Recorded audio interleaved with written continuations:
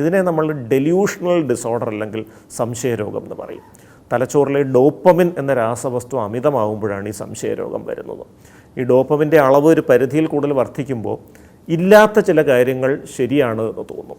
അത് അടിയുറച്ച് വിശ്വസിക്കും.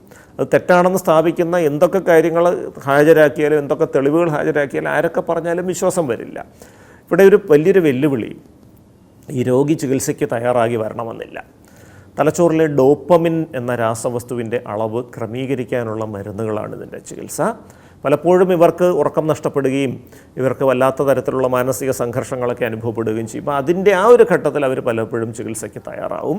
അപ്പോൾ തീർച്ചയായിട്ടും ഈ തലച്ചോറിലെ ഡോപ്പമിൻ്റെ അളവ് ക്രമീകരിക്കാനുള്ള മരുന്നുകൾ കൊടുത്താൽ ക്രമേണ ഈ സംശയരോഗം കുറഞ്ഞു വരും. ഏതൊരു രോഗത്തെയും പോലെ രോഗത്തിൻ്റെ പഴക്കം കൂടുന്നതനുസരിച്ച് ഇതിൻ്റെ ചികിത്സയുടെ ദൈർഘ്യവും കൂടും. സംശയരോഗം തുടക്കത്തിൽ തന്നെ ചികിത്സിച്ചാൽ വളരെ വേഗം അത് മാറ്റിയെടുക്കാം. പക്ഷേ പലപ്പോഴും പല കാരണങ്ങൾ കൊണ്ടും വളരെ വൈകിയാണ് അതൊരു ചികിത്സകൻ്റെ അടുത്തേക്ക് എത്തുന്നത്. അതുകൊണ്ട് തന്നെ ദീർഘകാലത്തെ ചികിത്സ വേണ്ടി വരും ആ ഒരു സംശയം മാറ്റിയെടുക്കാൻ.